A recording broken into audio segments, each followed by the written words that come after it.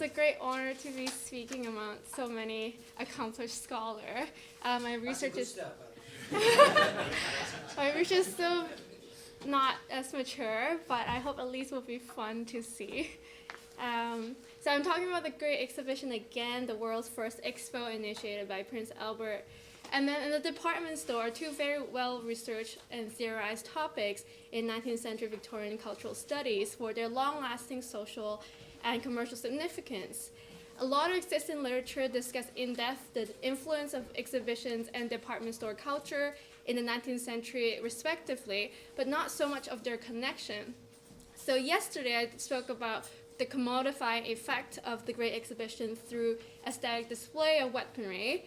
And today I would like to draw attention to the intricate nature of these social inventions and how they change a way of social life that is still observed today. I'm going to bring you on a pictorial tour of photographs, advertisements, illustrations, and caricature. And I'll be going back and forth from the exhibitions and department store to look at their visual elements, the architecture, spatial and object arrangement, social spaces, and the relationship between viewers and objects. The Great Exhibition had a profound and lasting influence on the commerce and social society of Victorian England and the subsequent development of museums, galleries, and department stores. Grand-scale department stores like Harrods, Liberty's, Selfridges adopted quickly the exhibition methods in their storefronts, interiors, and strategies of display.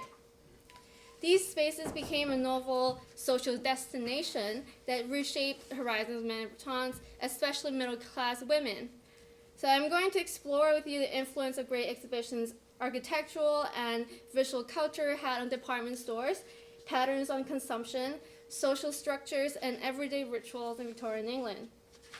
It marked a turning point in the visual and social history of public spectacle, blending an area of presentation techniques borrowed from other media, including museums, panoramas, shopping arcades, popular attractions like the Egyptian Hall, and mechanics exhibitions.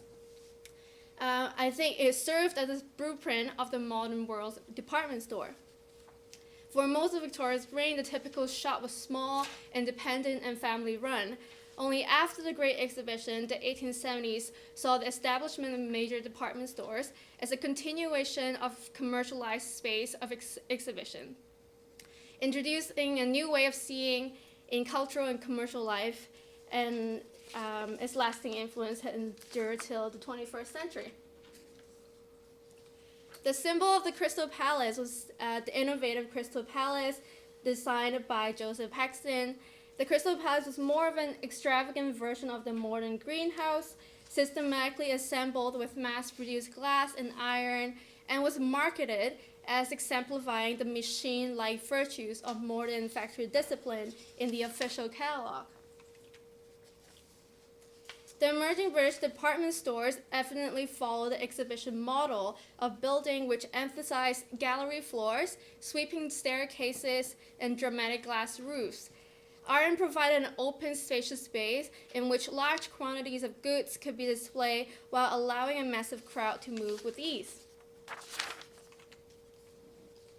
So here we see the Lidenhall Market in 1897.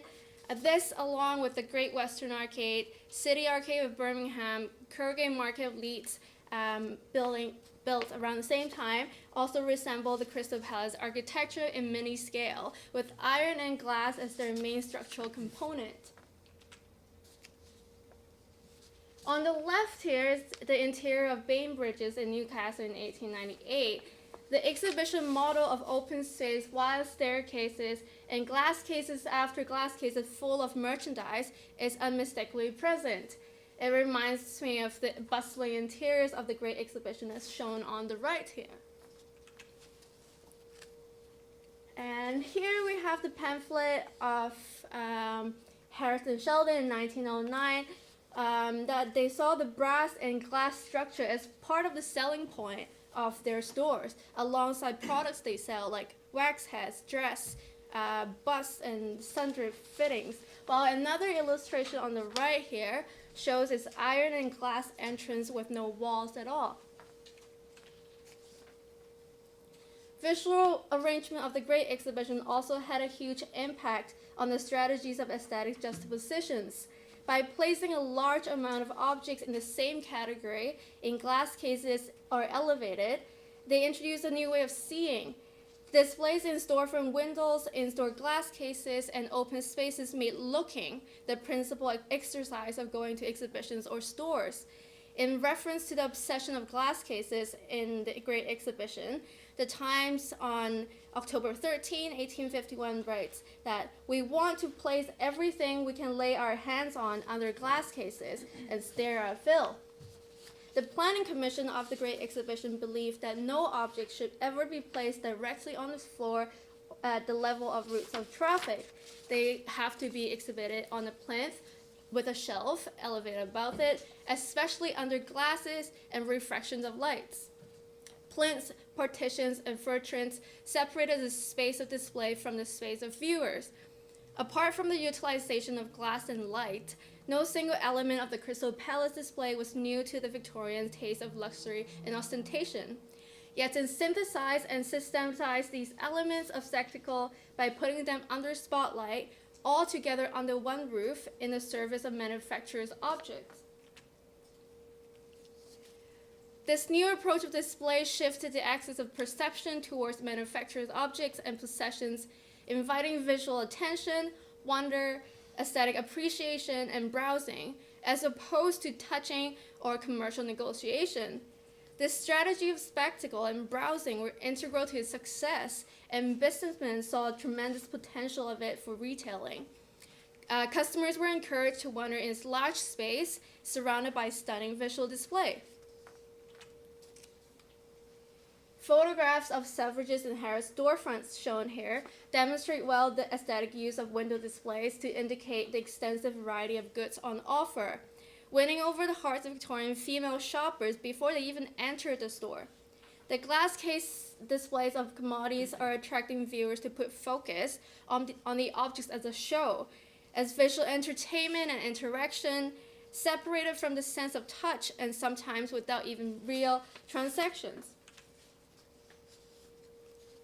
The Great Exhibition glorified the exchange value of commodities as they created an entertaining visual framework in which commodities' intrinsic value was eclipsed. Ralph Nicholson Warren wrote an essay on the exhibition as a lesson in taste, saying that beauty of effect and decoration are no more a luxury in a civilized state than warmth of clothing are to any other state that's not in Britain. Although this mentality did not bring about an immediate consumer revolution, the world of marketing and consumerism was never the same. All kinds of objects were placed in various climate-controlled landscapes, flooded with light, isolated in departments, channeled people through them, and turned into the focal points of aesthetic and linguistic contemplation. The overwhelming collectiveness of aestheticized objects succeeded in producing a space that drove consumers into distractions.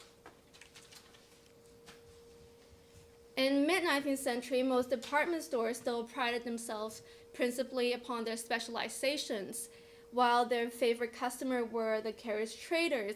Purchases arranged in carriages to be sent home to wealthy wives so they won't have to commute to the store to shop. Drapery, dress material, hosiery, gloves was the first to show signs of mass production for a vast market attributed to Britain's thriving textile industry. Many department stores in fact emerged from drapery stores.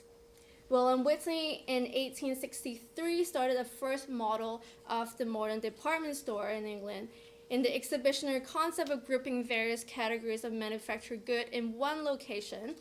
By 1872, he had departments for dressmaking, gentlemen's outfitting, tailoring, boots, and hats, and he named himself the universal provider, as the Great Exhibition was, and branched out to the modern style of departments. The combination of price tags, fabulous display, the ease of having all under one roof, and the ability to browse, explore, and dream of potential ownership created a space of sociability, visual attention, and amusement which heightened the shopping experience. Supported by the new attracting setup, department stores were able to utilize visual psychology to revamp the shopping process. It was revolutionary in the history of commodity exchange or non-exchange, as going to the stores did not necessarily involve buying of goods anymore. It entailed a new type of liberty. Anyone could enter, browse in departments, wander from floor to floor without spending a dime. Looking within a crowd is a major activity for all in the Great Exhibition. Modernity is synonymous with public life, and the most powerful experience of modernity is that of the crowd. It produces new types of subjectivity, new ways of behaving and relating to others.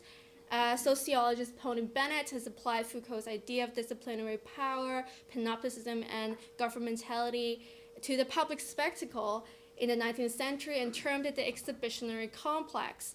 He argues that the museums and world fairs were the institutions that were designed to not only educate the mass, but more importantly to encourage citizenry and to regulate and police each other without such panopticon. A society is one not of spectacle, but of surveillance, he said. Here we have the raw panopticon that precisely demonstrates such theories. While you're enjoying the privilege to look at object and display and to observe people in all corners of the panopticon, you're also being looked at from all angles. Class consciousness plays a large role in maintaining the scrutinizing nature of these public spectacles. Social aspirations and the bourgeois idea of upholding class image made them docile in the crowd. In their attempt to show that they're worthy of the new order. Under the panoptic spaces of the Great Exhibition, people could tangibly feel that they're seeing and being seen at all time, and as a result enforce on themselves a self-regulatory behavior, turning the semi-commercial venue to a unique social space. The Planning Commission of the Great Exhibition carefully amalgamated two different constructions of prototypical visitors, the middle classes and the working classes. A Punch illustration here titled Specimen from Mr. Punch's Industrial Design of 1850 shows people of the working classes in glass cases, as if they were also merchandise displayed in the exhibition. Viewers were commoditized as part of the spectacle and were observed and talked about by other bourgeois viewers. This illustration reveals what is beneath the thriving image of cultic commodity, removed the relations of consumption and production, but of class exploitation and the bourgeois man's newfound interest in observing the more unfortunate, like slumming in Jekyll and Hyde. In contrary, there were also proof to the point that the vibrant class mixing in this new social space. The Crystal Palace combined work, leisure, nature, and culture and dispensed them in one single confined space, establishing equilibrium and a new type of sophisticated space for interacting with other viewers of all classes, shopkeepers, and merchandise. These two Punch illustrations here show a different reality than the previous caricature from the same publication. It portrays the meeting of the two classes in a crowd circling the glass cases of goods in the Crystal Palace. A commentary essay in the Westminster and Foreign Quarterly Review discussed about the rising possibility to talk expressively and excessively about commodities, conversation regarding social and institutional life that was enclosed from the public before. I'll read a quote from here. Magnificent was the conception of this gathering together of commercial travelers of the universal world, side by side with their employers and customers, and with a showroom for their goods that ought to be such as the world has never before beheld.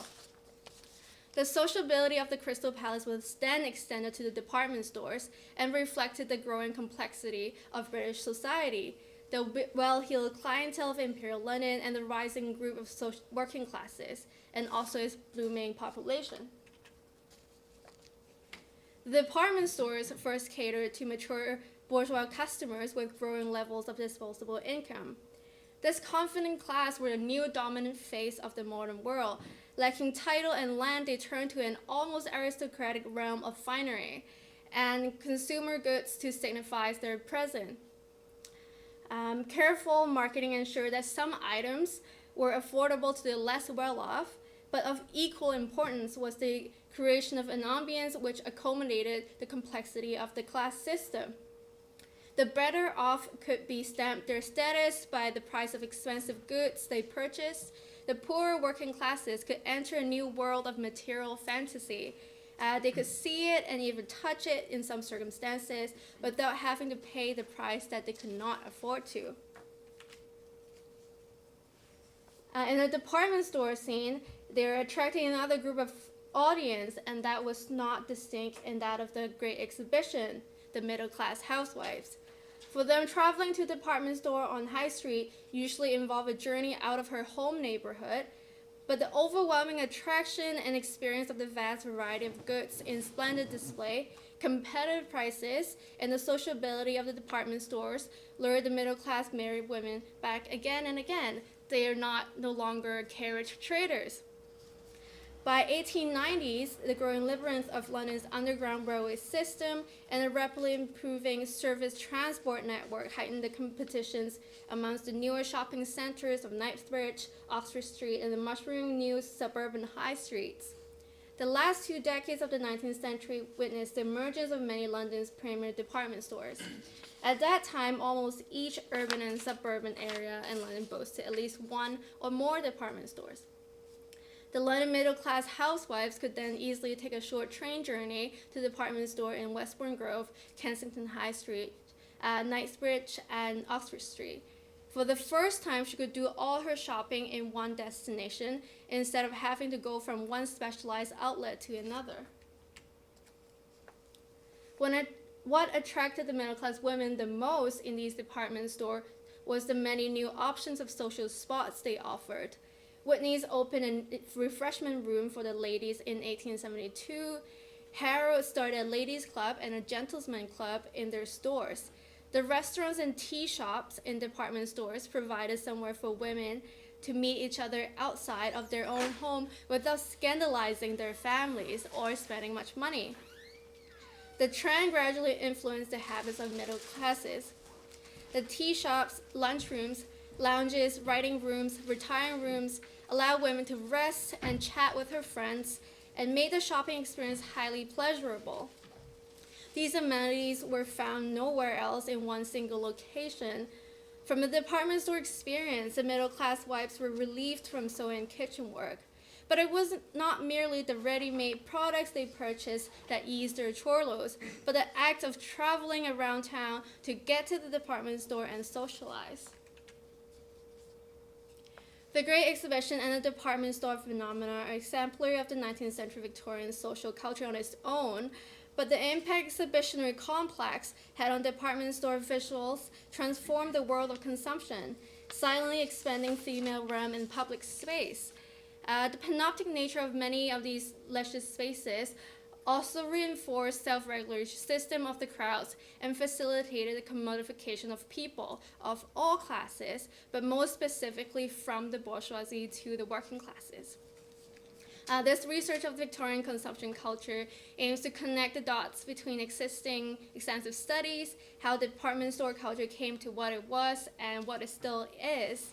I hope we now see how much it had and had not changed since, and in order to reflect upon our own mass consumption culture. With this in mind, really further discussion on this topic will be really relevant in contemporary research. Thank you.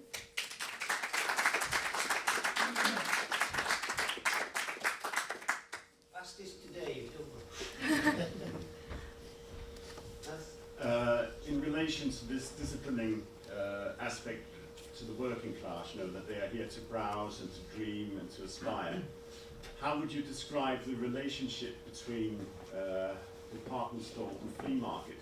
I mean, at the flea market they would have the ability to buy, they can browse, they can touch as well. Was it an aspiration to get them to drop the flea market and go in here, or, well, how did they develop together? Do you have any thoughts on that? I think the biggest difference, besides the type of merchandise they have at flea market and department store, is the space that it was created. Flea market outdoor isn't somewhere so grand and luxurious, but inside a department store with new architectural innovation with glass glazes and irons, they feel like themselves is elevated. They're no longer just common people. Even they can't afford to buy stuff, they are standing alongside some people's employers or masters while they're looking at the same thing, being in the same decorated and environment that's designed to be sort of like a show. Malcolm? Thanks, thanks, Janice. I think there's a whole bunch of really, really intriguing things there about surveillance and shopping, for want of a better term. And I really like the idea of a great exhibition prefiguring a whole bunch of those things in department stores. I wonder if there are two other things that you might like to comment on or say, interesting, I'll think about that. The first is building techniques and architecture and the technical skills that allow the mass production of frame and sheet buildings. So we get those kind of huge atria in Tati as much as we're seeing in other schools there. And the second aspect to that, I think, is whether the argument that we've seen is the late 19th century is an era of neophilia, of the love of the new, is part of this process of the politics of consumption as well. So I wonder if there's anything there that you might like to comment on. Yeah, these are really good topics that are often talked about with the Great Exhibition as well. For the architectural part, is another new thing that they did was to have everything, all the material mass-produced in the factories and then transported to location and assembled instead of building it on site. So it was all pre-made and then assembled in Hyde Park. So it's also part of the innovative architectural techniques that they use. And the second part on, sorry, escaped The love of the new. Oh, love of the new, yes. Yeah, I think it's a big trend of the time that could apply to most leisure activities, including American obsessions as well. So it's really part of the new. Dave? Thank you very much for that, Janice. Very interesting and well argued as well, I thought. I have a question about this idea that it brought the classes together a little bit more. There wasn't a single class, single working class, single middle class or whatever.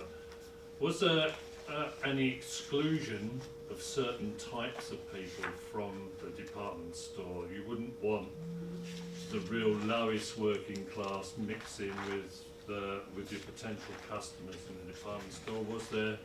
Did this panopticon extend to actually having people who were excluded from the department stores? I haven't looked so much into that in the department stores, but in the same case in the Great Exhibition though, there are people of all classes really did go in, and people expected a lot of violent cases or a lot of dispute, but in the end there's really only a handful throughout the entire time it was displayed. So a lot of visual historians say that it's really because of the self-regulatory nature that it inspires people to behave. Through what you mentioned about psychology and marketing, do you see Great Exhibition as basically sort of from the start of the psychology of selling and marketing as being marketing as a science from this and beginning the department store? Yes, I do agree very much, especially on how, like tying into the weaponry display I talked about yesterday, that even things that won't even usually be seen as commodities were displayed in a way using visual psychology to make people think of weaponry as some sort of commodity, something that if I were rich, I could buy this. So it's something that I've never seen before. If you're a baker, you won't go see a cannon somewhere else and say, oh, if I were rich, I could buy that. So I think it really starts a new type of marketing for consumer goods. Yeah. I really appreciate the insights. It never occurred to me before, but this was was a kind of an arena really to allow people to mix, which if you think about the rest of their lives, they didn't mix, you know, and that hadn't occurred to me, you know, and that's really intriguing.